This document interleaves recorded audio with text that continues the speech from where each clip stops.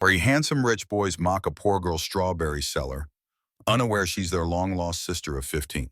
Before the story begins, leave a comment telling us where you're watching from. Enjoy the story. The sun had only just crested the hills when the quiet charm of Briarwood's farmers market began to stir. Stalls lined the gravel path like cheerful soldiers, draped in checkered cloths and overflowing with produce, kissed by the early morning dew. The scent of fresh bread mingled with wildflowers and the earthy perfume of turned soil. It was the kind of place where time moved slower, where smiles came easy, and where people still believed in honest work and neighborly kindness. But standing at the edge of it all, like oil and water, were three men who didn't belong. Liam Ashford adjusted the sleeve of his tailored linen blazer, revealing the glint of his platinum wristwatch, a custom piece worth more than any single vendor at this market likely made in a year. His polished Italian loafers were already collecting dust from the unpaved lot, and his nose twitched in subtle disgust at the scent of livestock drifting on the breeze. His brothers, Julian and Theo, flanked him like sentinels of privilege. Together, the Ashford heirs looked more like they belonged on the cover of a financial magazine than among the humble crates of peaches and jars of homemade jam. "Dad's lost his mind," Liam muttered, arms crossed, surveying the market like a battlefield, as if spending an hour buying carrots is going to make us more empathetic board members. Julian chuckled, scrolling through his phone with the kind of disinterest that only came from always having more than enough. "He said we're out of touch," he replied, barely glancing up. "That the board's tired of us being numbers people without a conscience." Theo, the youngest, didn't speak. His hazel eyes, the only feature inherited from their late mother, wandered over the stalls with a faint sense of wonder. There was something wholesome about the market that tugged at him. The laughter of children chasing after butterflies. The older woman braiding garlic into ropes with a gentle hum. The young couple kissing over a basket of tomatoes. It was all so real. Still, he kept his thoughts to himself. Among his brothers, softness was weakness.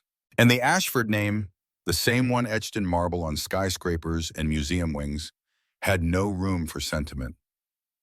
Their father, Richard Ashford, a founder of Ashford Holdings, had summoned them here with one goal in mind, to remind them of the world outside their insulated empire. After a brutal board meeting in which they coldly dismissed workers' concerns about factory conditions overseas, Richard had said only one thing: "Go, listen, see what the real world looks like. You were born in glass towers. It's time you walk through a field of dirt." And so, here they were. Liam led the way, his stride confident, chin high, a man always certain of his place in the world. Julian followed, still tethered to his phone, occasionally raising his sunglasses to scan a stall, then quickly dismissing it. Theo trailed behind, quiet but observant, letting the textures and sounds of the market seep into him.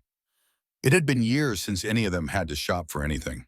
Even their groceries were hand-picked by a staff of chefs and nutritionists. The idea of browsing felt almost primitive. As they passed each stand, eyes turned. Some recognized them, the infamous Ashford brothers, heirs to billions. Others simply noticed their clean, curated look, their stiff posture, the way they moved through the market like it was a museum, hands behind backs, expressions bored or mildly amused. "Think we can be done in 20 minutes?" Julian asked. "This dust is doing terrible things to my allergies." "I'll buy something for the estate kitchen," Liam sighed. "Father likes those little pies with strawberries or whatever. We'll get that and go." But as they neared the end of the row, something shifted. There, tucked beneath a crooked white umbrella, was a small wooden table, overflowing with strawberries, so red and ripe they looked like they'd been painted. The stand was modest. No flashy signs, no credit card machine, just handwritten prices and a few old baskets. Behind the table knelt a young woman arranging her fruit with care. Her clothes were plain, maybe even second-hand, and her long honey-brown hair was tied back in a simple braid. But something about her posture, graceful, unhurried, made the moment feel still. Liam approached, sunglasses pushed high on his head, the summer light catching in his dark hair. "Well, at least this one looks like she put some effort into presentation," he said, loud enough for the woman to hear. Julian snorted. "How much do strawberries even cost these days? $5 for a basket of weeds?" Theo said nothing, but he watched her closely. She glanced up then, and he saw them. Those amber eyes. Warm, rich, defiant. They met his gaze for a beat too long, and something stirred in his chest. Not recognition exactly, but a quiet, aching sense of familiarity. The young woman stood, brushing her hands against her apron. Her voice was calm but firm. $8 for the small basket, 15 for the large. They were picked fresh this morning. Liam scoffed. 15? That's robbery. They're organic, she said simply. No pesticides. I grow them myself. He raised a brow, clearly unimpressed. Well, so at least you memorized the sales pitch. Julian laughed, shaking his head. Maybe we should buy the big one, Liam. That way we can tell Dad we really immersed ourselves. Fine, Liam said, tossing a $50 bill onto the table. Keep the change. Maybe buy some new clothes that don't look like they came from a church donation bin. The girl's hands froze. Then slowly she pushed the bill back toward him. I don't need your charity, she said, and I certainly don't need fashion advice from someone who's probably never worked a day in his life.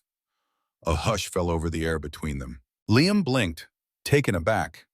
People didn't speak to him that way, especially not her kind of people. Do you even know who we are? He asked, voice low and sharp. Should I? She replied, standing a little taller. Theo felt his breath catch. The way she said it, chin raised, eyes bright, it reminded him of someone he couldn't name. Julian stepped forward, impatient. We're the Ashfords, as in Ashford Holdings, Ashford Towers, Ashford Global. She nodded slowly. Oh, those Ashfords. I've read about you. Then with a dry smile, she added, funny how money makes people think they're better than everyone else. Liam grabbed the basket, cheeks flushed with embarrassment masked as irritation. Thanks for the berries and the attitude. They turned to leave, but Theo lingered.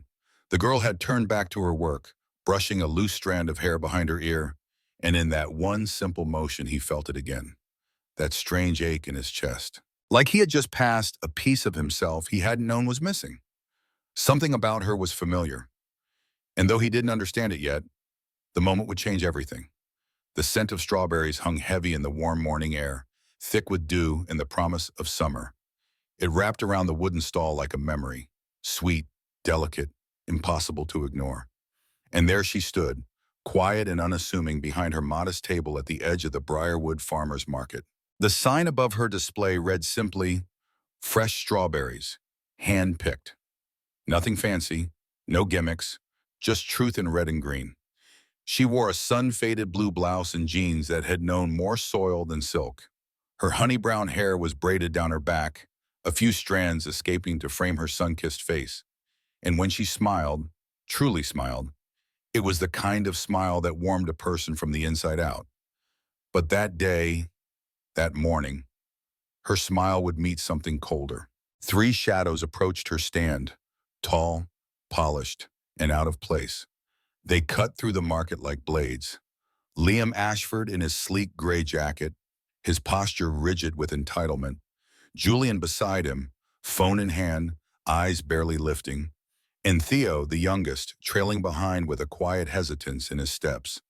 Sons of Richard Ashford, the billionaire behind Ashford Holdings. They didn't belong in Briarwood, not among hand-woven baskets and dusty boots, not among working hands and honest sweat. They were raised in a different world, one of velvet boardrooms, stock portfolios, and cocktail parties that served truffles instead of truths. Their father, wearied by their detachment from the people whose labor built their fortune, had demanded they spend one morning a month among real folks. This to the Ashford brothers was a chore, a charity, an act of noblesse oblige. But fate had something else in mind. Liam spotted the stand first. Perfect, he muttered, brushing invisible dust from his sleeve. Strawberries. Let's grab some for the estate and get this over with. Julian didn't even look up from his phone. Make sure they're organic. Last time the chef nearly had a meltdown over pesticide residue. Theo's gaze, however, was already fixed on the girl behind the table. She was focused on her work, arranging baskets with care. There was something mesmerizing about the way she moved, like every motion mattered. Like this fruit, this moment, this space, was sacred. They approached. The crowd parted easily around them, as it always did. Money has a way of making people give way, whether they mean to or not. Liam stepped forward, sunglasses perched on his head like a crown. How much for the strawberries? The girl looked up, her amber eyes meeting his without flinching. $8 for the small basket, she said calmly. 15 for the large. 15? Julian scoffed. For berries? What? Do they come with a foot massage? She gave a patient smile, not rising to the bait. They're hand-picked this morning. No chemicals. Grown right on my little patch outside town. Liam chuckled, glancing sideways at Julian. Organic. That's the magic word, huh? He reached into his wallet, pulled out a crisp $50 bill, and let it drop on the table. We'll take the large, keep the change. Maybe you can afford a new outfit. Julian laughed aloud. Or at least a new tablecloth. This looks like it came from a thrift store. The girl's hands stilled over the basket she was holding. The air seemed to pause with her. Then slowly she picked up the bill and held it out to Liam. I don't want your charity, she said, her voice quiet but steady. And I don't need fashion advice from someone who's probably never had dirt under his fingernails. Liam blinked. He wasn't used to being told no. Not by vendors, not by anyone. Do you have any idea who we are? He said, voice dropping, a note of threat beneath the words. The girl met his gaze without flinching. Should I? Julian stepped forward, annoyed. We're the Ashfords, as in Ashford Holdings, Ashford Technologies, Ashford International. Our family owns half the valley, she finished for him. Yes, I've heard. That doesn't entitle you to be rude. It was then Theo saw it at the binah. Not the fire in her eyes, though that was striking enough. No, it was something else. A flicker. A movement. She reached to tuck a loose strand of hair behind her ear. And as she did, her sleeve slipped slightly, revealing a mark on her wrist. A small, crescent-shaped birthmark. Coffee-colored against her pale skin. And suddenly, Theo couldn't breathe. He'd seen that mark before. He didn't know where or how. But he had, he was sure of it. His chest tightened, his vision tunneled. That birthmark, those eyes, that defiant tilt of her chin. Why did it feel like memory instead of discovery? What's your name? He asked abruptly. Cutting through the tense silence, the girl turned to him, blinking. Emma, she said. Emma Sullivan. Emma Sullivan, Liam repeated with a smirk. Doesn't exactly scream legacy. Emma didn't rise to the insult. Instead, she handed him the basket with a tight smile. Not all of us were born with silver spoons, Mr. Ashford. Some of us have to grow things with our hands. As she passed the basket to him, Theo watched her wrist again, that mark, and something in him stirred like dust from a forgotten photograph. A birthday party, a laugh, a child's voice. It felt impossible, and yet Liam turned with a huff. Let's go. We've had enough salt of the earth for one day. They walked away, Julian already on a call, Liam shaking his head in irritation. But Theo lingered. He turned back once, just once, and saw her returning to her work, brushing her braid back over her shoulder with a sob. She looked peaceful and somehow out of place in her own stillness, as if she belonged somewhere else, as if her story didn't start here. Theo walked back to the car in silence, heart pounding. He didn't speak during the drive home, not even when Julian made some half-hearted joke about starting their own brand of Ashford Organic, just to mock the morning's excursion. His thoughts kept drifting back to that mark, to those amber eyes, to the way his chest had clenched when she said her name, Emma Sullivan. He'd heard the name Emily whispered only once in the past 10 years. Once, and only in hushed tones behind closed doors, when their father had too much bourbon in his hand and grief in his eyes. 15 years ago, their youngest sister, Emily Ashford, had vanished during a family vacation in Europe. 6 years old, bright, stubborn, adored. One moment she'd been playing in a park, the next she was gone. Just gone. The search spanned years, countries, news channels, private investigators, but nothing. The only trace was a bracelet she'd worn, silver with a little strawberry charm, a gift from their mother. Their mother who died 5 years after Emily's disappearance, her heart broken and her spirit dimmed. She never let them touch Emily's room. It remained sealed, untouched, a shrine of loss. The name Emily was never spoken aloud again. It hurt too much. But now, Emma Sullivan, amber eyes, crescent birthmark, a scar near her hairline, and strawberries. God, the strawberries. Their mother used to say Emily had a strawberry soul. She ate them by the bowlful, drew them in crayon, named her dolls after them. The bracelet is the one with the charm, had been her favorite possession. Could it be? Could this humble girl with dirt under her nails and strength in her spine really be the child they had lost? Could the universe be cruel enough or kind enough to let them find her again? Theo didn't sleep that night. He sat in his room surrounded by forgotten photo albums, trying to piece the girl at the market with the child who disappeared. And every piece fit a little too well. He knew he couldn't say anything until he was sure. Liam wouldn't believe him. Julian would laugh it off. His father hadn't spoken Emily's name in over a decade. To give him hope again, only to be wrong, would destroy what was left of him. But Theo couldn't ignore the truth his heart was whispering. She had to be Emily. And if she was, then their mocking, their arrogance, their cruelty, they hadn't just insulted a stranger.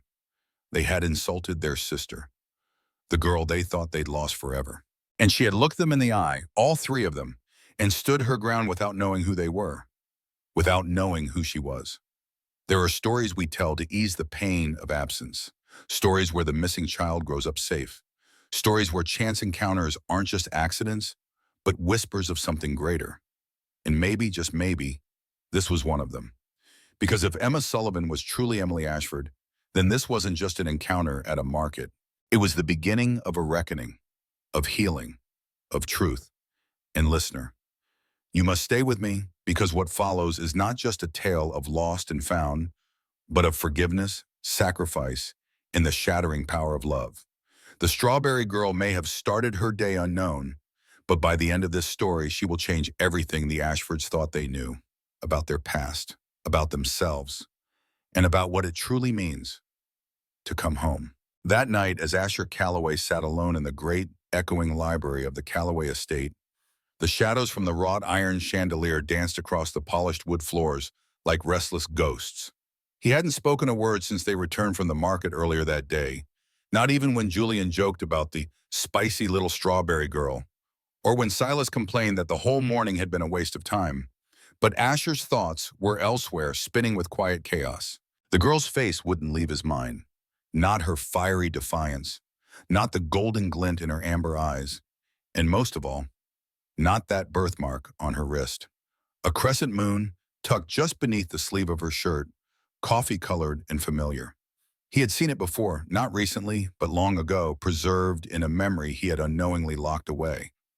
Now, like a long, frozen river beginning to thaw, pieces of the past began to stir within him. He stood and crossed the marble floor, footsteps echoing through the cavernous room as he approached the tall cabinet where his father kept the old family albums. Untouched for years, their mother had once pored over them for hours before grief took her light away. He hesitated before opening the drawer. The scent of old paper and leather-bound photo covers hit him like a wave. Slowly, reverently, he flipped through the albums until he found the one he hadn't dared to open since he was a teenager. It was labeled in their mother's careful handwriting, Emily, years 1 to 6. His fingers trembled, and there she was, on the very first page. Emily Calloway, their baby sister, smiling with frosting on her cheeks, one front tooth missing, laughing at a garden party. 6 years old, vibrant, alive. She had the same eyes, the same soft freckle on the bridge of her nose. And there, on her wrist, captured in a birthday photo as she held up a lopsided strawberry cake, was the birthmark. The same one, the crescent moon, identical in color and curve. Asher's chest tightened. He sank onto the nearby leather couch, the album resting on his knees like an ancient truth finally demanding to be seen. It couldn't be, it shouldn't be, and yet, he knew. That girl at the market, Emma Sullivan, wasn't just any young woman struggling to make ends meet. She was Emily. She was his sister. But how? How could that be? The official story had been a tragedy neatly folded and filed away. Emily had gone missing on a family trip to the French Riviera. They had turned away for just a moment. One minute she was chasing pigeons outside the villa, the next she was gone. The world turned upside down. There were reports of a possible ransom, later dismissed. Witnesses contradicted each other. The investigation dragged on for years with nothing but dead ends. When their mother passed from cancer 5 years after, her spirit long broken, the silence about Emily became a survival mechanism. Their father buried himself in work. Julian grew colder, Silas angrier, and Asher, he carried the guilt. He had been the one watching her that day. He had looked away. And now, all these years later, had they unknowingly stood across from her at a farmer's market and mocked her? Asher stood abruptly, the photo album pressed to his chest. He needed more. Needed proof. Memory wasn't enough. Coincidence wasn't enough. He had to know who Emma Sullivan really was. In his suite, he opened his laptop and began digging. First, he searched local business records. Emma had a registered produce license under Sullivan Farm Stand, operating for 3 years. Listed owner, Emma L. Sullivan. He frowned. The L wasn't her real middle initial. Emily's full name had been Emily Grace Calloway. It could still be her. People changed names, forgot them, lost them. His heart pounded. He pulled up the name of the man she had mentioned at the market. Her father, Frank Sullivan. The name came up fast. Dr. Franklin R. Sullivan, retired pediatric trauma surgeon. He had been head of a small rural hospital in Northern California for over a decade. Articles praised his work, especially his quiet adoption of a young Jane Doe 15 years ago, found wandering near a remote stretch of highway, disoriented and injured. No ID, no memory. Age approximately 6. The article included a photo. It was Emma. Asher leaned back, breath knocked from his lungs. He stared at the screen, at the little girl's face, bruised and scared, and read the caption. Dr. Franklin Sullivan, local physician, adopts orphan child recovered with amnesia following highway incident. Child unable to recall name or origin. Believed to have wandered several miles before being found by hikers. 15 years ago, it was her. Asher closed the laptop gently, his mind spinning with questions, doubts, and a deep, aching sorrow.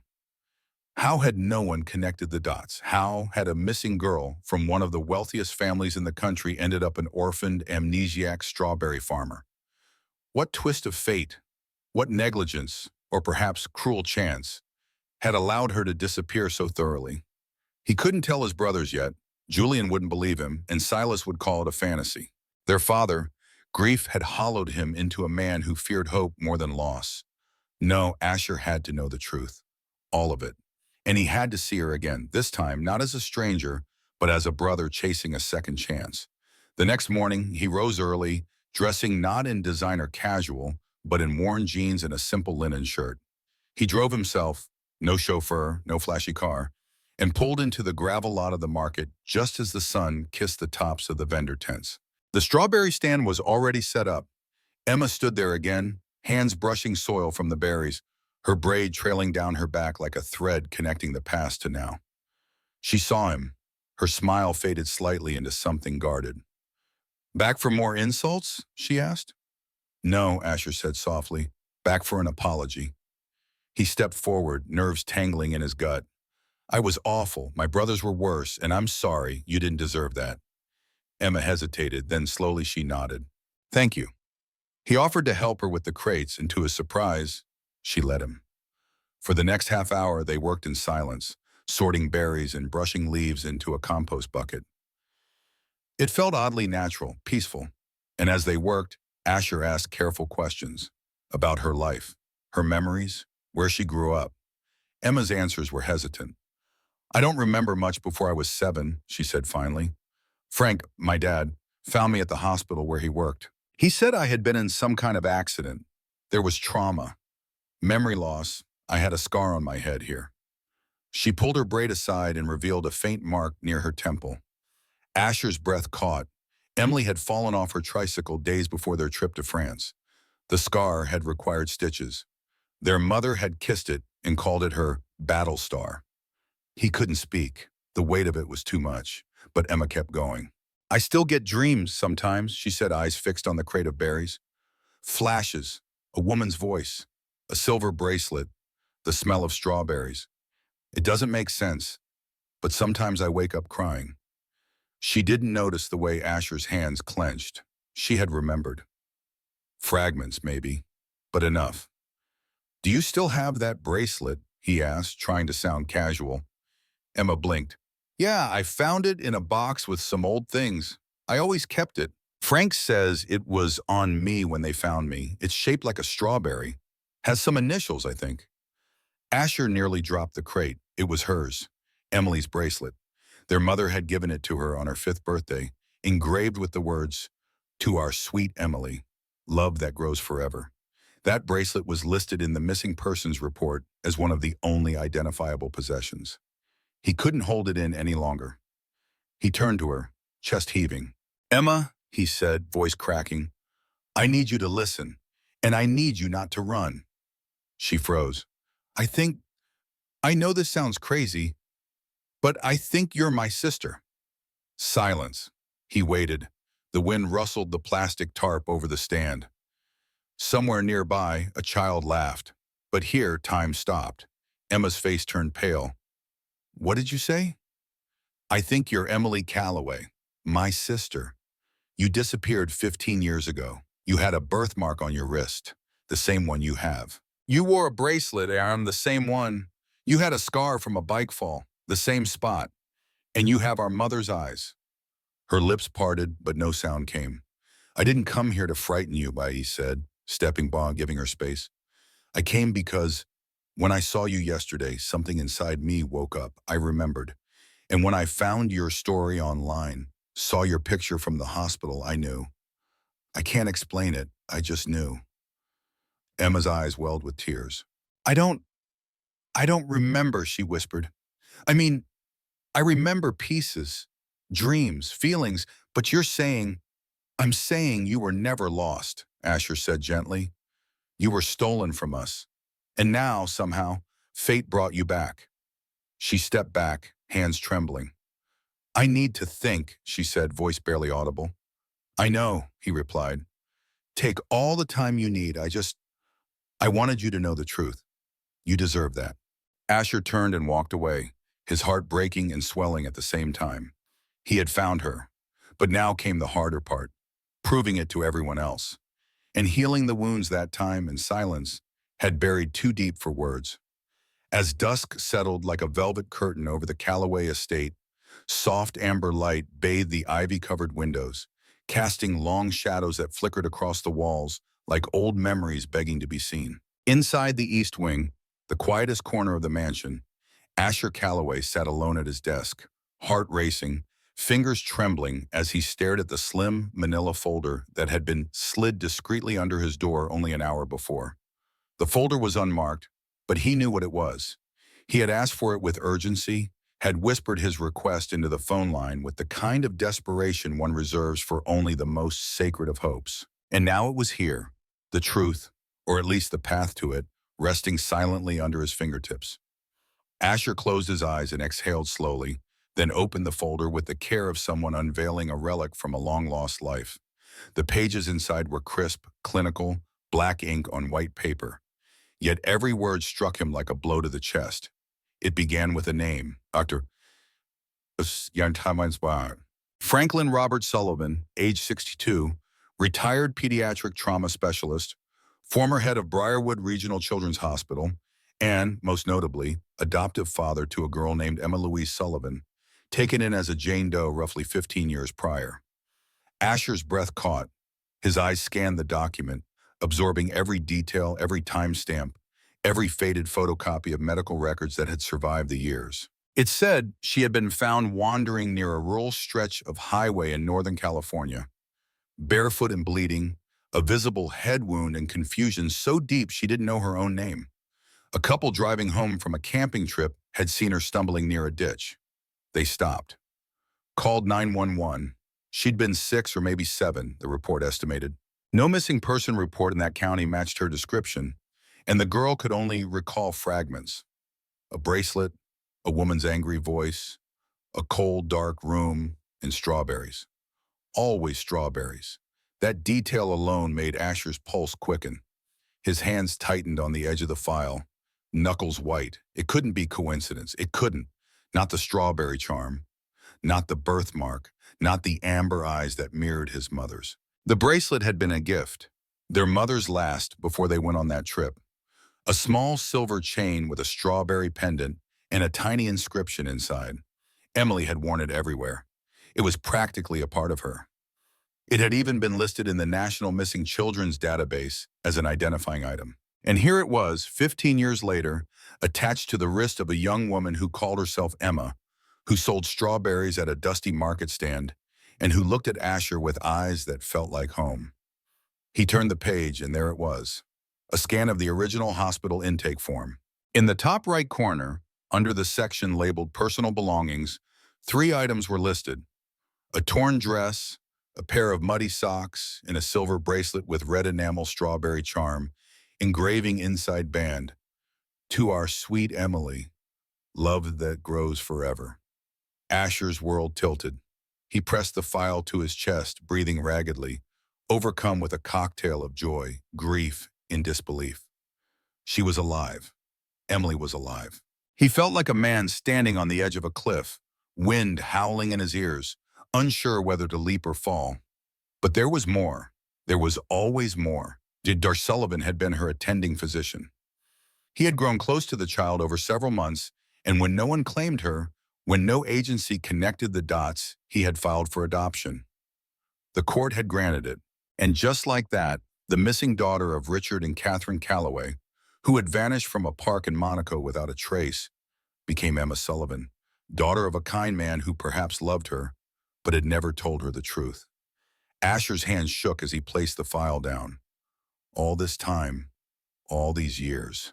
While his mother faded away from grief, while his father drowned in work and silence, while he himself spiraled into guilt and melancholy, convinced that losing sight of her in that park was his fault, she was alive. She was growing up under a new name, in a small farmhouse, learning to grow things from the earth, unaware that a family mourned her just a few miles away.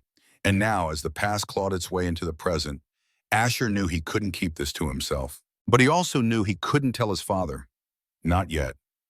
Richard Calloway, once a towering presence, had become brittle with time. His grief calcified into cold resolve. False hope would break him. Silas would scoff. Julian would mock him. But the truth was not theirs to bury. The truth belonged to Emily. Emma. Asher stood, the chair scraping back against the floor, and crossed the room to the old cabinet that still housed their mother's memories. He reached up and pulled down the last box she had packed herself before the illness took her. Inside were her journals, her handwriting so familiar it made his throat tighten. Clippings from Emily's favorite books. Photographs.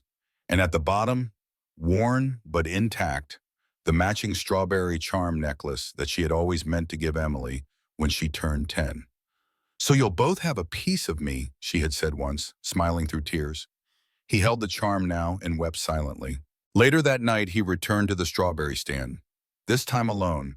The moon was high, the market closed, but the wind whispered through the leaves and across the field as if the earth itself waited for what was to come. He found the farmhouse, small, weather-worn. A single lamp glowed in a front window, and there she was, Emma, sitting at the kitchen table, flipping through a notebook, her hands stained with berry juice, her hair loose around her shoulders. Asher hesitated. He wanted to knock, to say her name, to tell her everything. But how do you walk into someone's life and tell them the very foundation of who they are is a lie? That they are loved by ghosts they do not remember? That the people they believe to be strangers are actually blood? He couldn't. Not yet. She deserved more than that. She deserved to be guided gently, not thrust into chaos. So instead he turned away. But not before whispering into the wind, "I'm coming back for you, Em, I promise." The late afternoon sun had begun its slow descent behind the hills, casting a soft golden glow over the modest strawberry farm, painting everything in a warm hue that belied the storm quietly gathering beneath the surface. Asher Calloway stood at the edge of the fields, the scent of ripe berries mingling with the earthy scent of soil and the growing weight of truth on his shoulders. He had come here today not as a stranger, not as a customer, but as a brother chasing the ghost of his sister. A ghost who, as it turned out, wasn't a ghost at all.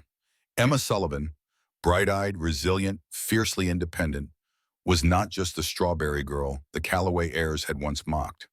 She was Emily Grace Calloway, the baby sister they had lost to time, to tragedy, to silence. And as Asher stood beside the weathered farmhouse, clutching the silver bracelet with the strawberry charm that matched the one his mother had left behind, he knew the hour had come to speak the truth, to tear away the veil of comfort and confront the man who had kept her hidden for 15 years. Inside the kitchen, the air was still, the kind of silence that clings to walls after years of unspoken words. Franklin Tollard sat at the table, aged beyond his years, his hands wrapped around a chipped ceramic mug filled with cooling coffee. He looked up as Asher entered, his expression tired but unsurprised. "I was wondering when you'd come," Frank said quietly. "I saw it in your face the first time you visited her stand. You weren't just here for strawberries." Asher's voice caught in his throat. "No," he said, "I wasn't." There was a pause, not of tension, but of reverence, as if both men were preparing to step into a sacred truth. "I know who she is," Asher continued, barely above a whisper. "She's Emily, my sister. She has the scar from the bike fall, the birthmark, the bracelet, and she has our mother's eyes. She may not remember yet, but I do. I remember everything." Frank closed his eyes, his jaw tightening as old guilt rose to the surface like silt stirred from deep water. "You're right," he said finally. "She's Emily. I've known it for years." The words, simple as they were, felt like thunder in the small room. Asher's hands clenched. "Then why?" he asked, voice breaking. "Why didn't you say something? Why didn't you call the police? Her name was everywhere. Her face was on the news on every street corner, in every store. We never stopped searching.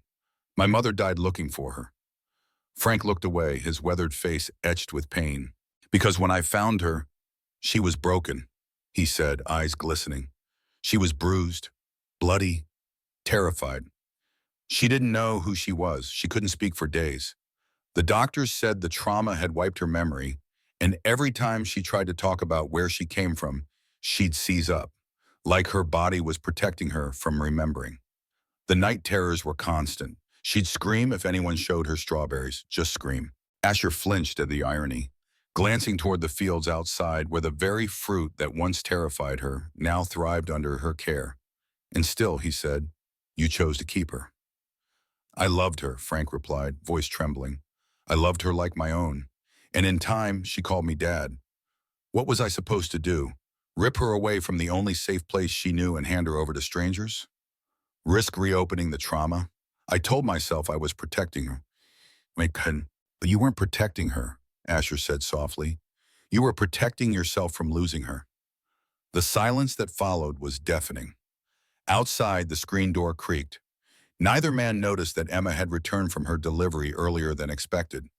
Neither saw her pause outside the shed, setting down a crate, her fingers brushing against the weathered wood just as the name Emily reached her ears like a whisper carried on wind. Inside, Frank continued, "She started to smile again, little by little. I gave her a name, Emma. It was the name of my late wife's favorite poem. She became the light in my life. I taught her how to plant, how to care for something and watch it grow. And she healed, Asher. She healed." Asher shook his head. "But that wasn't your choice to make." "No," Frank whispered. "It wasn't." And then a voice, brittle, shocked and small, broke the air like glass underfoot. "Is it true?" Both men turned sharply. Emma stood in the doorway of the shed, backlit by the fading sun, her face pale, eyes wide with a terrible realization. "Is it true?" she asked again, louder this time as she stepped into the room. "Are you saying I'm not Emma Sullivan? That I'm Emily Calloway?" Frank stood slowly, his face stricken. "Emma, don't call me that," she snapped, her voice trembling. Don't call me anything right now." She looked at Asher, confusion and betrayal swimming in her eyes. "You knew?" "I suspected," he said gently.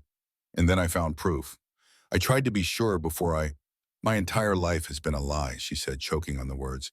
"Every memory, every birthday, every bedtime story. You both knew." Frank took a step forward. "Sweetheart, please." She backed away. "Did you think I would never find out? That I'd live the rest of my life picking strawberries and smiling at strangers while my real family mourned me? You were my family, Frank said, voice cracking. I may not have been your father by blood, but I loved you like one. Emma wrapped her arms around herself as if trying to hold her world together. But you're not, she whispered. You're not my father. She turned to Asher. And you mocked me. You stood at my stand with your brothers and laughed at me. You didn't see a sister. You saw a poor girl with dirty hands and cheap clothes. I didn't know, Asher said, tears gathering in his eyes. I swear I didn't know. But once I suspected, I couldn't let it go. I needed to be sure. I needed to find you. Emma's voice cracked like old wood. I don't know who I am anymore. Frank lowered his head. You're still the girl who learned how to plant with bare hands. The one who stayed up nights reading to me when I was too sick to sleep. The one who built this farm out of nothing. That's still you, Emma. And you're also Emily, Asher said, stepping forward. Our Emily, the one who used to sing to herself when she brushed her hair, who collected clover leaves and left them in little piles around the house. The one we never stopped loving. She looked between them, two men from two lives, both claiming her, both grieving, both pleading. She swayed slightly, like a sapling in a storm. I need time, she said. I can't do this right now. I understand, Asher said. Frank nodded, tears streaming silently. Emma turned and stepped back out into the golden light, letting the door swing shut behind her.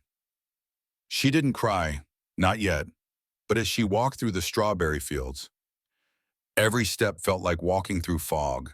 She was a girl with two names, one from love, one from loss, one from a life of safety, the other from a family that had shattered without her, and both were hers. Dear listener, if your heart is aching for Emma, if you can feel the storm in her chest, the confusion, the pain, the impossible weight of learning your entire life is built on missing pieces, I invite you now in the comments to leave her a message. Leave a word of encouragement. Drop a heart for Emma. Share a memory of when you had to rediscover who you really were. Because right now, she's standing between two worlds, holding on to what little truth she has left. And she needs to know she's not alone. This story is far from over. And the hardest part? It's yet to come. Stay with me. Because next, Emma Calloway must decide whether to confront the family she never knew or walk away from it all. And listener, she'll need your strength to face what comes next. That night, the wind howled through the strawberry fields like a grieving voice lost in time, tugging at the leaves, rattling the windows of the old farmhouse where Emma sat curled in the corner of her bedroom, wrapped in a blanket she barely noticed. The room was dim, lit only by the flicker of a bedside lamp, and yet her eyes darted like a trapped bird's, not seeing the walls but the storm within. The events of the day had shattered her carefully built world, a world held together by years of simple routines, quiet smiles, long mornings in the field, and short evenings at her father's bedside. A world built on the name Emma Sullivan, spoken and loved by the only parent she had ever known. But now that name felt like a borrowed coat, something she'd been given, not born into. Because today she'd heard it, the name she'd never remembered, yet somehow recognized like a song from a forgotten dream. Emily Grace Calloway. Her hands shook as she reached for the bracelet on her nightstand. The silver chain glinted in the light, its strawberry charm swinging gently from side to side, like a pendulum counting down to some terrible truth. She turned it over in her palm, for the first time really seeing it, and there it was, the engraving. To our sweet Emily, love that grows forever. The words etched by a hand long gone, meant for a child stolen too soon. Tears filled her eyes. She clutched the bracelet to her chest and whispered into the quiet, Mama. The word felt foreign and familiar all at once. She didn't know what she was asking. For comfort, for answers, for a mother she could barely remember. But she felt the weight of her own voice crack under the longing. Moments later, feet bare against the cold floor, she crept down the narrow hall and into the kitchen. Frank was there, sitting alone, nursing a cup of chamomile tea, his face worn with sleeplessness and worry. The overhead light hummed softly above them, When he saw her, he didn't speak, only gestured to the chair across from him, like he'd been waiting. She sat. Neither of them spoke at first. There was only the wind and the soft creak of the old farmhouse settling into its bones. Then her voice broke the silence, raw and low. "Tell me everything." Frank looked down into his cup like the truth had settled at the bottom, waiting to be stirred. "I was afraid you'd ask," he said. His voice was hoarse. "Not because I didn't want you to know, but because once you knew, you could never go back." "I can't go back anyway," she said quietly. "Not after today." He nodded, swallowing hard. "I'm fine, though." Then he began. "I was working the night shift at Briarwood Children's Hospital. It was a rainy Tuesday. A call came in about a young girl, found alone near the highway, scraped up, bleeding, disoriented. No ID, no shoes, just terrified. You couldn't speak. You flinched at every sound. You cried in your sleep. You couldn't tell us your name, just fragments. Strawberry. Bracelet. Mama." He paused, his eyes glistening. "They called you Jane Doe, and I kept checking the missing persons reports. But your face, it didn't match any of them. Not at first. And by the time I saw the one that did match, months had passed. You were healing, laughing, calling me dad, and I was selfish. I told myself I was protecting you, but maybe I just couldn't stand to let you go." Emma's hands were clenched in her lap, the bracelet still in her grip. "Why didn't you tell me once I was older? Once I could decide?" "I didn't know how," Frank admitted. "I kept telling myself the time would come, but the longer I waited, the more I feared you'd hate me. And I couldn't bear that. You're all I had left." Her voice cracked. "But I wasn't yours to keep." "I know," he whispered, the words curling like smoke into the air. "But you became mine, Emma. You became my daughter in every way that mattered. You saved me." She stared at the table, vision blurred by tears. "You lied to me." "I did," Frank said, "and I will carry that to my grave." A long silence followed. Then Emma turned to look at him. Really look. There was sorrow in her eyes, but something else too. A flicker of the girl who had stayed by his side during chemo treatments, who had tended the fields when his hands couldn't. Love, despite everything, still lived between them. Broken, bruised, but real. "I need to hear it from him too," she said softly. "From Asher." Frank nodded. "He's waiting outside." Her breath hitched. "You let him come here?" He didn't want to push. He just asked to be near in case you wanted to talk. Without a word, Emma rose from the table, pushed open the back door, and stepped into the cool night. Asher stood at the edge of the field, just beyond the porch light, his figure still and uncertain. He turned when he heard her footsteps, and in the dim light, she could see the pain etched across his face. "I don't know what to say," he said, voice cracking. "I've imagined this moment 1,000 times. But now that it's here, tell me about her," Emma said, cutting him off gently. "Our mother." Asher's lips trembled. He stepped closer. "She had a laugh that filled every room. She used to make up songs while brushing your hair. She loved strawberries because you love strawberries. She called you her sunshine." Emma clutched her arms around herself. "I don't remember her." "She remembered you," he said, tears in his eyes. "Every single day until the cancer took her, she never stopped hoping." And they stood in silence for a while, the wind rustling the strawberry leaves, the moon casting a silver path between them. "She kept your room exactly the same," Asher whispered. "It's still there, as if she knew one day you'd come home." Emma's breath caught. Home. The word felt like a knife and a lifeline all at once.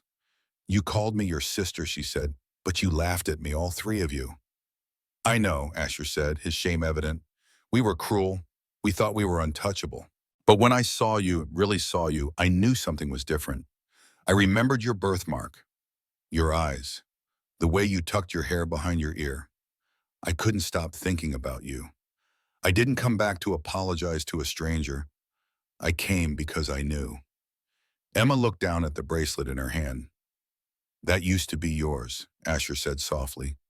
"Mom gave it to you for your 5th birthday. I have the matching necklace. She always said, 'Strawberries for my sweet girl.'" Tears slipped down Emma's cheeks. "You don't have to decide anything now," Asher added. "But Dad deserves to know. Julian and Silas, too. You don't owe us your life, but you are part of it. Emma nodded slowly, her gaze locked on the dark horizon. I want to meet them, she whispered. I want to remember. The gates loomed ahead, tall, iron, and intricate. The kind built not just to keep the world out, but to remind everyone beyond them just how far inside the estate they were not allowed to come. Emma sat in the passenger seat of Asher's car, her fingers tangled tightly in the hem of her simple blue dress, the nicest one she owned, but still hopelessly out of place against the manicured perfection they were approaching. The winding road behind the gate stretched like a memory, long, silent, and lined with towering oak trees that cast gentle shadows across the gravel. Her breath hitched as she stared through the windshield. This was it, the house she hadn't known she came from. The family she hadn't known was still searching. She glanced down at the silver bracelet on her wrist, the one she had worn her entire life, unaware it was once placed there by the mother she could no longer remember. The engraving on its underside, "To our sweet Emily, love that grows forever," felt heavier now, like a whisper she'd carried unknowingly through the dark. Asher reached over and placed his hand gently on hers. We can turn back if this is too much, he said softly. His voice had grown familiar now, steady, the voice of a brother she didn't remember but had somehow begun to trust.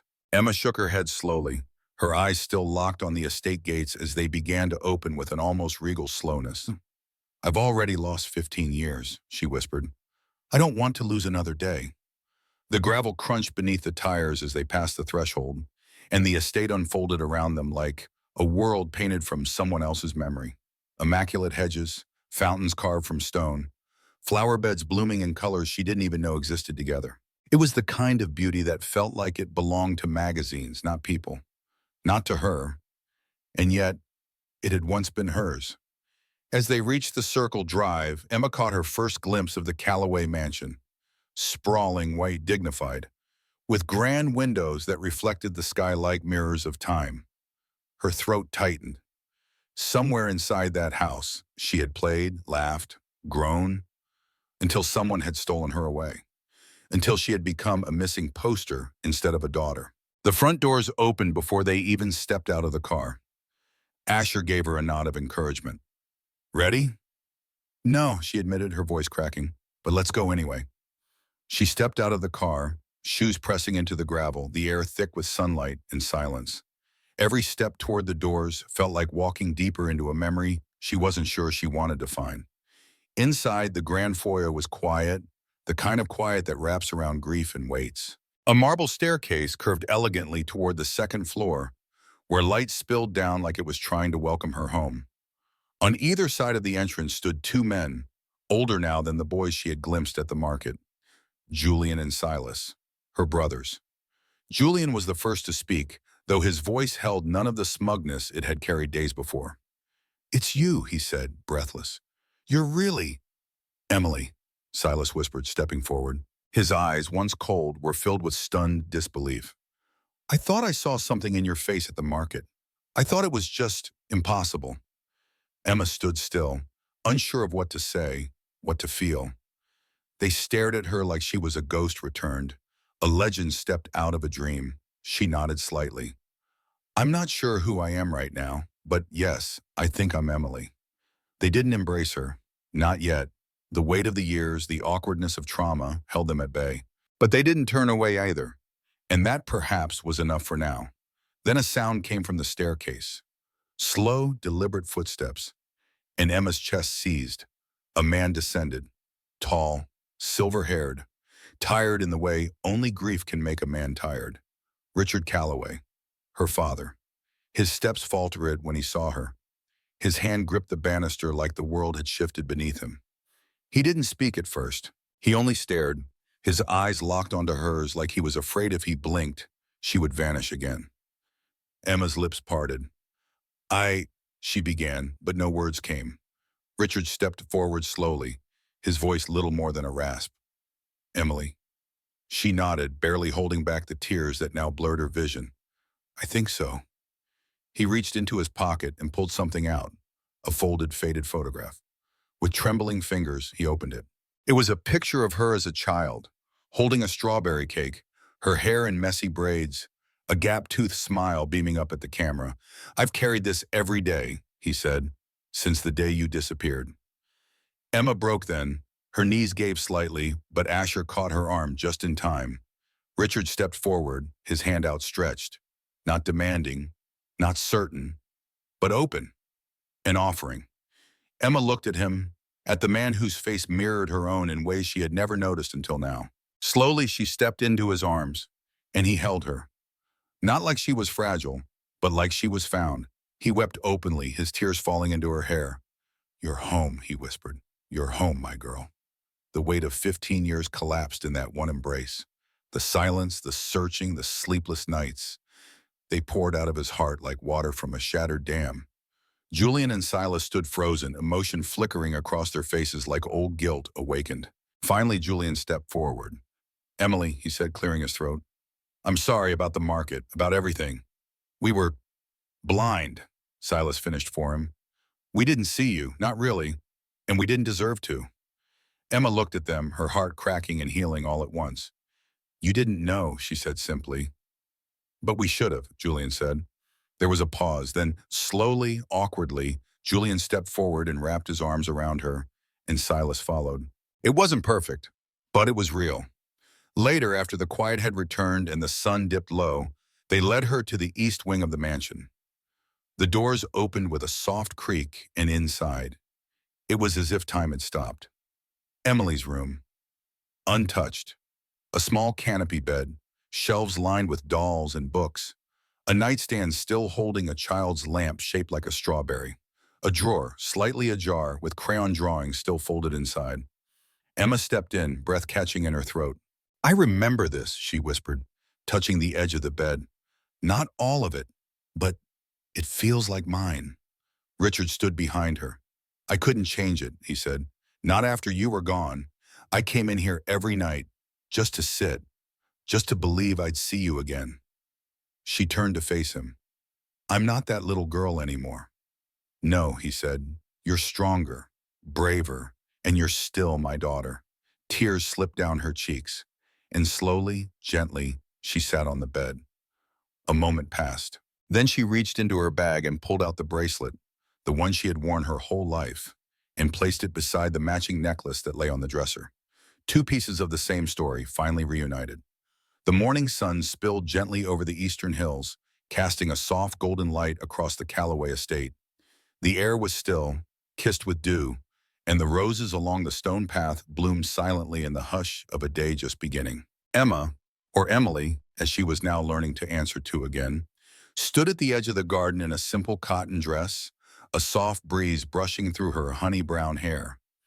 In one hand she held a worn gardening trowel, and in the other a small basket of strawberries. Not from the grocery store, but picked fresh from the small patch she had begun to tend beside the mansion. That tiny garden, tucked into the corner of the pristine estate, was her way of bringing a piece of the life she had lived into the world she had been born into. It wasn't a grand gesture. It wasn't a statement. It was something better than a bridge, a quiet merging of two truths. Because as the dust of reunion had settled, and the tears had dried, and the long-buried questions began to find answers, Emma realized something that would stay with her forever. She wasn't one person or the other. She was both. Emma Sullivan and Emily Calloway, a daughter of the soil and of legacy, a girl who had lived through the ache of absence and the wonder of rediscovery. And somewhere between the strawberry fields and the marble floors of her family's estate, she had finally begun to understand who she was.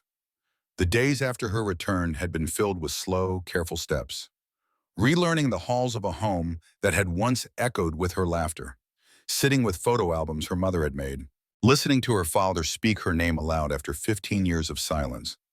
It hadn't been easy. The brothers she had resented at the market, Julian and Silas, were slowly learning how to speak without pride, how to apologize without defensiveness. They still stumbled sometimes, but they tried. Asher had become her quiet anchor, walking beside her without pushing, answering questions when she had them, letting silence speak when words fell short. And Frank, her other father, the man who had raised her, bathed her wounds, told her bedtime stories, and taught her how to plant, had not been pushed away. No, she visited him every Sunday, bringing fresh bread and strawberries and sitting on the porch while he dozed in his chair. At first, her new family didn't understand. They wondered how she could forgive so quickly, how she could remain loyal to the man who had kept her hidden. But Emma, or Emily, saw things differently. "He didn't steal me," she said once, over tea with her father Richard. "He found me, and when no one else did, he stayed." There were still questions. She had not remembered everything. Her memories returned in small fragments. The smell of her mother's perfume, the sound of her own laughter echoing through the mansion's halls. A lullaby hummed softly at night, but the truth no longer frightened her. Her past, though broken, no longer defined her. It had shaped her, as all of ours do, but it did not own her. She had claimed it. In time, she began to explore the East Wing again, not as a ghost returning to haunt it, but as a woman reclaiming her space. She opened drawers, touched toys, read old letters, and one day in a small jewelry box her mother had left behind, she found a note. A handwritten letter, yellowed with age, addressed to "My sweet girl, if you ever come home." It read, "My dearest Emily, if you are reading this, then some miracle has brought you back to us. I want you to know I never stopped loving you, never stopped searching. You were the girl in every day, the song in every silence. I hope wherever you've been, someone has held you when I could not. I hope you felt love, even if not from me. And I hope you will forgive us for the time lost. Come back in your own time, in your own way. We will be here, always. Love that grows forever. Mom." Emma pressed the letter to her heart, tears falling freely. And at that moment, she understood the full weight of grace, of being lost and still loved, of being broken and still chosen, of living between two worlds and calling both of them home. And now, dear listener, as Emma walks along the garden path, the same one she once toddled down as a child and now walks as a woman, she does so with peace in her heart. The sun warms her shoulders. The basket of strawberries swings gently in her hand, and she is not burdened by the past anymore. She carries it, yes, like a seed that has taken root, but it no longer controls her. She is planting a new life, one where truth, courage, and love have taken hold. Her father Richard walks beside her sometimes, slower now, but more present than ever. Julian and Silas have started joining her in the garden, helping, clumsily, humorously, to dig rows and water vines. "Never thought I'd learn to weed a strawberry patch," Julian joked one morning. "But here I am." They laugh now, not out of superiority, but out of shared effort, out of healing. Asher has taken on a new role in the family business, advocating for ethical practices, donating to shelters, and, at Emma's urging, investing in community gardens across the state. "Every family should have access to something that grows," Emma told him, "something to care for." He agreed. Even Frank, once hidden in the shadow of guilt, is now celebrated as a part of her story. Richard shook his hand the day Emma brought him to the estate, a quiet, powerful gesture of forgiveness. "Thank you," Richard had said, "for keeping her safe." Frank only nodded, too overcome to speak, and Emily, began to write. Late at night, she'd sit on her windowsill and pour her story into notebooks. Not for fame, not for fortune, but to remember, to honor both the lives she'd lived. The girl who sold strawberries at the market, and the girl who had once run barefoot through these halls, both of them hers, both of them whole. Dear listener, if you have walked this journey with Emma, if your heart ached when she found the truth, if you cried with her under the stars, if you felt your chest tighten when she walked through those gates and stood before the family who had never stopped loving her, then let her know. Leave a message in the comments. Tell Emma what her story meant to you. Drop a strawberry emoji to say you are strong and you are home. Share a time when you had to bridge two parts of yourself, when you had to forgive or be found or find your place again. And friend, if you haven't yet, please subscribe to the channel, because here we tell stories that matter. Stories that remind us that broken things can still bloom. That family isn't just about names or blood, but about the people who choose to stay, who dare to hope, and who fight to be whole again. Emma's story is ending here, but maybe, Just maybe, it's the beginning of something new for you. Hold tight to what you've lost. Believe in what you still have. And never forget, love that grows forever can find its way home again. We'll see you in the next story. Until then, keep growing, keep listening, and keep your heart open because you never know when someone, somewhere, is finding their way back to you.